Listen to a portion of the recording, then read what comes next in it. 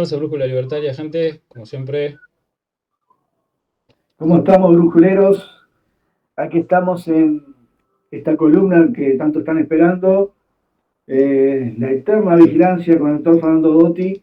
Y hoy es para encarar un poco qué ha pasado durante todo el año aquí en nuestro querido país, cómo lo vemos desde el punto de vista liberal. Vamos a hablar un poco también de los monopolios, etcétera. Pero te dejo a ti, Fernando, que empieces con esta tertulia. Pablo, Nando, muchas gracias. Bueno, un gustazo como siempre, muchachos. Eh, es inevitable no hacer balances en esta época del año, ¿no? Próximo al cierre de este año que pasó. Y lamentablemente los liberales fuimos los únicos que advertimos de lo que final y lamentablemente pasó, ¿no? Abrimos las compuertas de par en par para el ingreso a la representación del Foro de San Pablo en Uruguay, ¿no? Nos mandaban a tomar la chocolatada, ¿qué más nos decían? Liber Virgo, de todo un poquito, ¿no? Bueno, teníamos razón, ¿no? Eh, Al fuego se lo combate con fuego y no se deben canjear las ideas por un voto, porque si no al final del día te vas a mirar al espejo y lo único que vas a ver reflejado es tu peor enemigo. Te traicionaste a vos mismo, te quedaste sin las ideas y sin los votos, ¿no? Entonces pasó lo que pasó. Pero bueno, esto en parte es, como lo hemos dicho en otras instancias, producto de qué? Y bueno, el producto de que no se discuten las ideas, ¿no? Y que damos muchas vueltas, más vueltas que perro pacharse, para hincarle a fondo el diente a los Muy buenas, problemas soy reales, ¿no? Eduard A dar Fernández. esa batalla cultural que se da en el metro cuadrado de cada uno, como siempre decimos, ¿no? Dice, esto no es responsabilidad de nadie, ¿no? Responsabilidad de cada uno, de su metro cuadrado. Y conversación va, conversación viene, precisamente en estas discusiones del metro cuadrado. Hace unos pocos días me encontré con una discusión que sirve de base para lo que vamos a hablar hoy, ¿no? Esto es, en una economía de libre mercado, una economía de laissez-faire, puro y duro, ¿qué razón impediría la formación de monopolios poderosos? O dicho de otra manera, ¿es la economía de libre mercado el caldo de cultivo ideal para que prosperen los monopolios? Como me dijo este amigo, es decir, ustedes los capitalistas lo que generan es que el grande sea cada vez más grande y se coma el chico.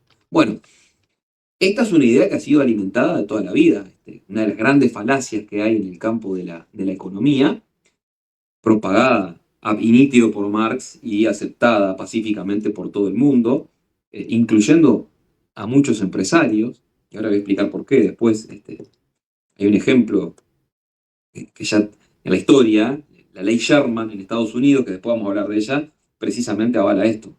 Estas ideas también muchos empresarios, los malos empresarios las han comprado, ¿no? Pero es la idea, trasnochada idea, diría yo, de que el resultado inexorable de una economía de libre mercado es la formación de monopolios. Bueno, todo lo contrario. En un mercado libre es precisamente el ambiente ideal que imposibilita la formación de los monopolios. ¿Y por qué? ¿Por qué pasa esto? ¿Por qué decimos esto? Bueno, porque obviamente para que todo monopolio coercitivo exista, esto es la imposibilidad de que alguien pueda competir en un área determinada de producción de algo, de prestación de servicios de algo, para que eso suceda, lo que tiene que haber que es, y bueno, es un acto del monopolio de la fuerza, el monopolio de la violencia, lo que llamamos gobierno, ¿no? Los monopolios solamente se pueden dar a punto de partida de una ley, ¿no? O incluso estar establecidos eventualmente en la Constitución, o son la consecuencia de franquicias, de licencias, de subsidios, acciones legislativas, es decir, lo que hay, lo que favorece, lo que genera el caldo de cultivo ideal para la existencia de los monopolios es un acto de gobierno, es un acto del Estado. En cambio, por el contrario, eh, en la economía abierta, en la sociedad abierta, en la economía del laissez-faire, precisamente es todo lo contrario. Es decir, es el principio opuesto.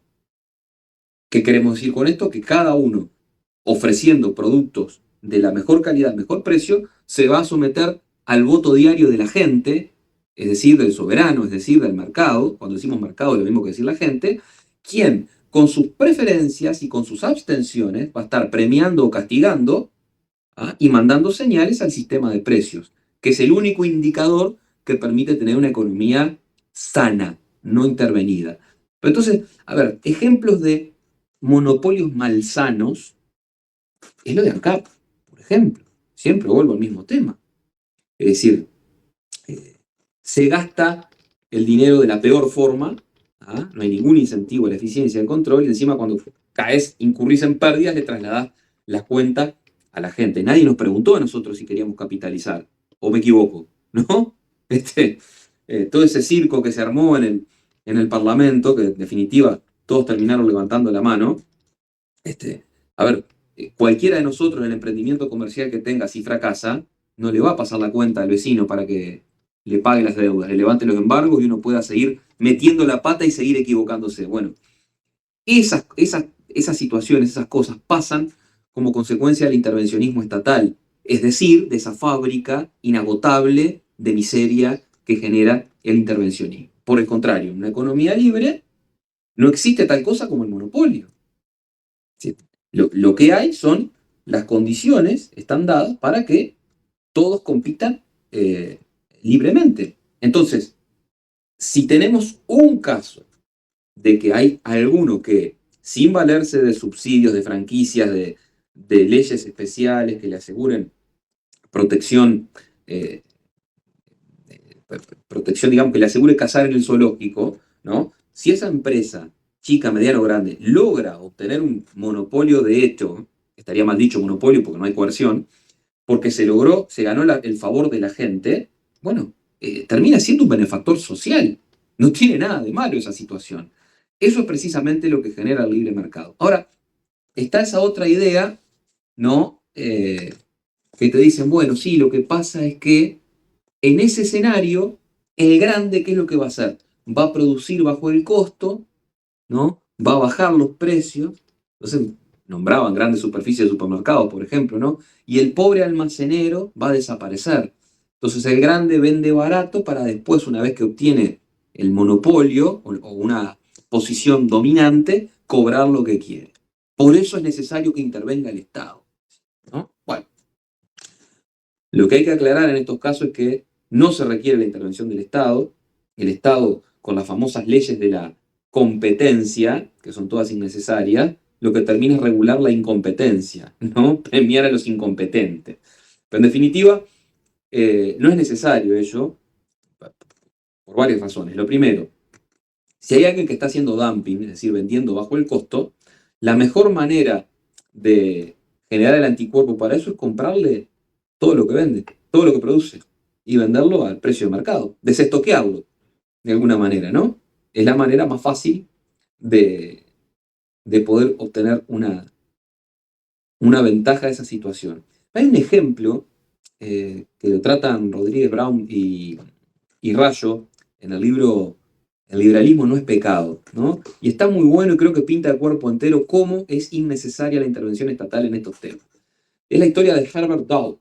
Era un productor de bromo en los Estados Unidos, principios del siglo pasado, en donde este buen señor fue capaz de producir bromo a una cantidad, tener mucha productividad, lo cual le permitió que bajara el precio y ser competitivo, ¿no? Entonces, se expande a Europa y se topa con un cártel alemán que, palabra más, palabra menos, le mete una amenaza, ¿no? Le dice, bueno, mire compañero, si usted osa meterse en el mercado europeo, nosotros vamos a ir a Estados Unidos y vamos a vender el bromo a un precio sensiblemente inferior para arruinarlo, ¿no? ¿Qué es lo que hace este buen señor del ejemplo, el señor Dow? No se achicó, ni por el contrario redobló la apuesta. Entonces se va a Europa y empieza a vender bromo a 80 centavos de dólar el kilo. ¿Bien? Era una cifra muy por debajo de los 108 dólares, los 108 centavos de dólar que vendía este cártel alemán. Al poco tiempo, los alemanes cumplen la amenaza. ¿Qué es lo que hacen? Inundan el mercado americano de bromo, vendiéndolo muy por debajo del precio, 33 centavos. ¿Qué es lo que hace Dow? Redobla la apuesta e invade el mercado europeo, ya no a los 80 que había estado vendiendo, sino ahora lo vende a 66. Entonces, en algún momento, la dinámica generó que, bueno, acá la gente, ¿qué es lo que estaba esperando? A ver quién aguanta más, ¿no? ¿Cuál es el primero que se cae? En virtud de esto, ¿no? Pero, al final se descubrió la verdad de la milanesa, ¿no? ¿Qué es lo que hizo Dow?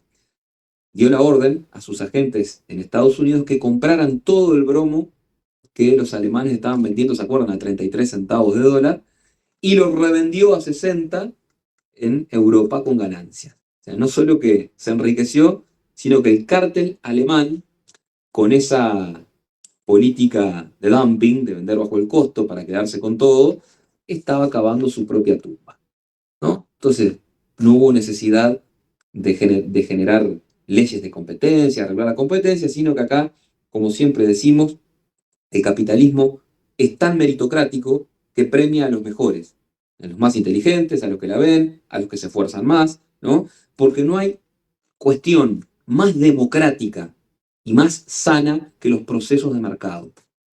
Mucho más democrático que los procesos electorales que tenemos cada 5 años que nos hacen creer que somos libres y soberanos y que podemos cambiar la realidad del país votando. Falso, error, ¿no? No hay nada más democrático que los procesos de mercado. Ahora, como decía entonces, no, esa no era la solución, claramente, ¿no? Pero fíjense que este discurso se instala, es constante, ¿no? Porque yo me imagino, Nando, Pablo, estas cosas ustedes las deben haber escuchado muchas veces en cualquier rueda de amigos, conversación, de asado y demás. Esto no es algo nuevo, no es algo que solo pase por estas latitudes ni que le haya pasado a este cártel alemán que cavó su propia tumba, como decíamos en el ejemplo. Esto también pasó en Estados Unidos, en el país otrora faro de la libertad de la humanidad, y pasó en el siglo XIX.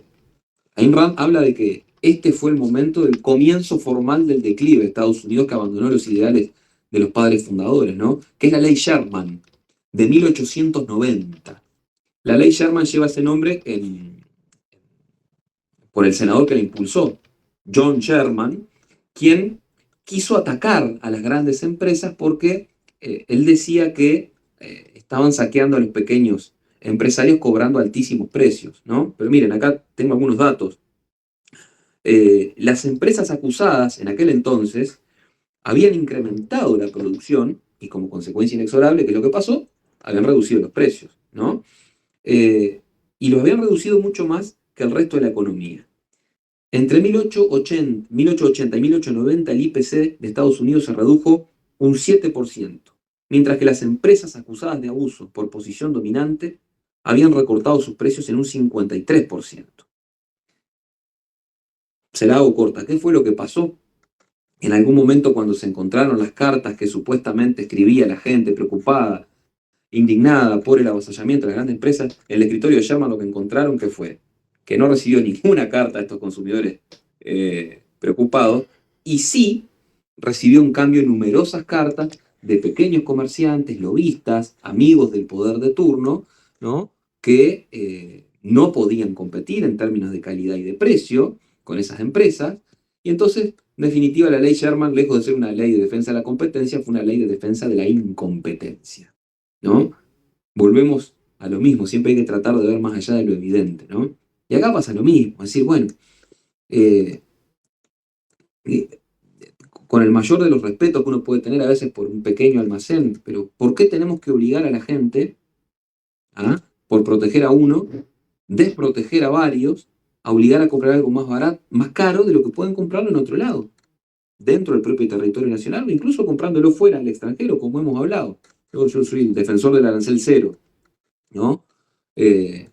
Entonces, bueno, creo que lamentablemente en estos temas, como en tantísimos otros, seguimos estando presos de la coyuntura. Son discusiones que no se dan. Acá en Uruguay tenemos una ley de defensa de la competencia, que es totalmente innecesaria, precisamente por lo que decían recién, no hay nada más democrático que el proceso de mercado a diario. Pero bueno, nos hemos transformado en especialistas en correr detrás de la coyuntura, y a veces se hace necesario tomar distancia y estos temas analizarlos desde otra perspectiva, analizando el fondo de los temas sometidos a consideración, despojados de las emociones que nos invaden, porque sabido es que ninguna cuestión o política pública se construye a base de emociones, ¿no? Que por lo general te nublan la razón. Entonces, bueno, tenemos que ver que cada verdad, entre comillas, que es refutada, implica necesariamente un proceso de avance, ¿no? Así que bueno, me pareció bueno, oportuno tocar este tema también para ir desmitificando o derribando ciertos mitos que lo único que hacen es condenarnos siempre a repetirnos en el error, ¿no?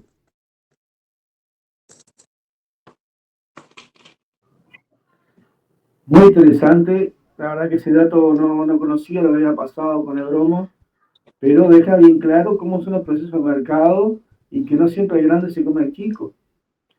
Este, y cambiando un poco el tema, ¿cómo viste, este, se puede decir que cerramos el año aquí en Uruguay? ¿Cómo viste este proceso, estos 5 años? Sí, bueno, lamentablemente no cambió nada, ¿no?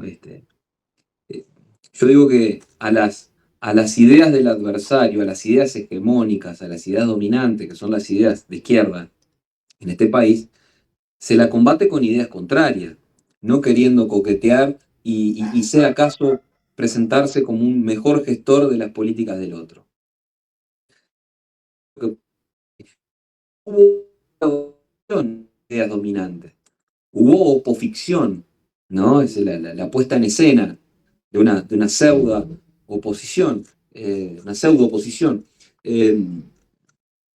Toco, como dice mi amigo Federico Leitch, entre Corea del Norte y Corea del Sur, vos no podés estar en Corea del Medio, porque no haces patria con eso, ¿no? Entonces, bueno, en algún momento hay que plantar bandera, decirlas, llamar las cosas por su nombre y estar dispuesto a que te tilden o te llamen con nombres desagradables, ¿no? Entonces, bueno, aprovecho ya también la oportunidad para hacer mención a algo que después se va a hacer su anuncio más formal, más acabado en marzo, pero bueno, la plataforma de la libertad sigue su curso, sigue avanzando. Estamos convencidos que el Uruguay necesita abrazar las ideas de la libertad como alguna vez las abrazó. Recordemos que el Uruguay del siglo XIX fue un Uruguay próspero porque tenía un marco institucional, que son la clave de la prosperidad de las naciones, que reivindicaba y protegía la libertad y la propiedad privada, con un gasto público muy bajo, que apenas rondaba el 10% del PBI. Imagínense qué lejos que estamos de eso, ¿no? Entonces, bueno, necesitamos avanzar y hemos visto que lamentablemente en esta aparente y falsa grieta que se nos quiere hacer creer que existe, en realidad estamos inmersos en un peligroso equilibrio de Nash, donde nadie mueve nada, todos los actores están en la chiquita sin alterar el statu quo porque es su conveniencia. Entonces, bueno, creo que hay que decir y llamar las cosas por su nombre, decir que, y no tener vergüenza, no ser acomplejado en decir que uno no es de izquierda y que la idea de izquierda se la combate con libertad, con derecha, entre comillas. Yo creo que la discusión izquierda-derecha está perimida hoy en el mundo. La cuestión es entre estatismo y libertad, me parece.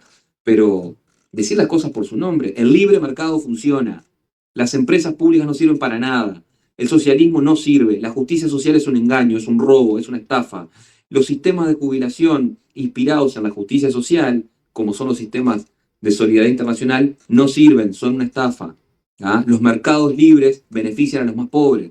Hay que decir estas cosas. Los planes sociales, los subsidios no sirven, condenan a la gente a la pobreza, la perpetúan a la pobreza y la tienen comiendo la mano de los políticos de turno. Estas cosas, entre otras tantas que hay que instalar, son las que hay que dar y son las que estamos dispuestos a trabajar en la plataforma. Falta mucho tiempo todavía. El Uruguay es un es un país muy partidocrático, pero las maratones más largas, ¿no?, comienzan con un primer paso y hay que animarse a darlo. Y en eso estamos. Así que a los amigos de Brújula están todos más que invitados. Creemos que es por acá el camino. ¿Quién va a recoger los frutos? No sé, pero en algún momento hay que estar dispuestos a sembrar en el desierto, ¿ah? Porque es una obligación moral que tenemos para con nosotros y para con nuestros hijos. Así que bueno, me extendí demasiado, pero creo que valía la pena también tirarla por acá. Eso es una noticia que no es nueva, ya estaba a gritos un poco ahí detrás de bambalinas de que se venía la plataforma por la libertad, que tú ibas a ser el candidato. Ya habíamos visto en comentarios cuando un partido libertario en Uruguay, bueno, acá llegó, y los que se quieran sumar, los que quieran dar una mano, simplemente a veces con compartir los videos de Fernando, de Matías, lo que sea de Brújula, que están colaborando, los que quieran militar, en fin, esto recién empieza, pero como dice Fernando, hay que estar dispuesto a sembrar en el desierto. Y hay mucha gente que, incluso de izquierda, que lo es por un tema de cultural, después que uno tiene una charla básica de lo que es el liberalismo, te queda mirando, pero eso es lo que yo estoy buscando. He pasado más de uno. Y bueno, es bien fácil de entender el liberalismo. Es eso, libertad. Que los Porque es políticos sentido te saquen común. la bota de arriba. Porque Claro. es sentido común. El liberalismo es sentido común. ¿Ah? Y me das pie para decir esto también. Más allá de que la plataforma va a tener un componente político, claramente, no se abandona la batalla cultural. No se canjean las ideas por un voto. ¿Ah? Esto ir hasta el fondo. Se puede dar la batalla cultural también desde este lugar. ¿Ah? Entonces, me parece que también es oportuno esto, porque seguimos convencidos de que lo cultural es previo a lo electoral. Pero ¿sabes lo que pasa? Esto alguna vez lo escuché decir a Milei. Él cuenta una anécdota con una conversación que tuvo con el profesor Venegas Lynch, que le dijo, bueno, Javier, espero que no se meta en política, que mire que lo precisamos acá en la discusión de ideas, en la batalla cultural. Y bueno, y Milei le dijo, ¿no? Ni en pedo, profesor. Esa fue la respuesta, ¿no? Ahora, en esa entrevista, el presidente Milei, ¿qué es lo que decía? Bueno, en algún momento, dice, advertí que yo puedo ir al estadio, alentar al equipo de mis amores, gritar, cantar, que el estadio se mueva. Pero ¿sabe una cosa? Los que patean la pelotita y la mandan a guardar son solamente 11. ¿Ah? Y en algún momento hay que entrar, ir a patear ahí, molestar, trancar fuerte y ensuciarse también en este ambiente que no es un ambiente lindo y que uno desee estar. Pero bueno, como decía, en algún momento los tiempos, y estos tiempos no son para nada tiempos buenos, exigen un poco de esto y así que bueno, ahí estaremos. Vamos arriba. Vamos arriba a la libertad. Brujulero se viene la plataforma por la libertad, así que estén atentos los que se quieran sumar. Fernando, como siempre, gracias por pasarte por acá, por el canal. Esta es tu casa, de parte de Fernando, de Nando Rey, mía y bueno, toda la barra de Brujulera. Y nos estaremos viendo dentro de una semana. Bueno, muchachos, muchas gracias. La verdad que es la última grabación del año, así que ha sido un placer compartir estos espacios con ustedes. Un gustazo haberlos conocido. Muy agradecido también por la posibilidad de participar de esta herramienta que es recontra válida, porque cuando hablamos de batalla cultural y el metro cuadrado, vaya si son importantes estas herramientas con los contenidos que se generan. Así que bueno, agradecerles, desearles lo mejor a ustedes y a quienes nos siguen, aún quienes están en el disenso, porque la discusión, cuando es con respeto, también es válida y enriquece mucho. Desearles un excelente fin de año y tengamos presente que el cambio de año es apenas un día más en el almanaque. El verdadero cambio está en nosotros, es de adentro hacia afuera. Intentar ser cada día una mejor versión de nosotros mismos. Ese es el deseo para cada uno de nosotros, los que estamos acá, y para quienes nos están viendo del otro lado. Un abrazo enorme, Ulises. Viva la libertad, vamos arriba. Viva la libertad. Vamos arriba a la libertad. Vamos arriba. Gracias.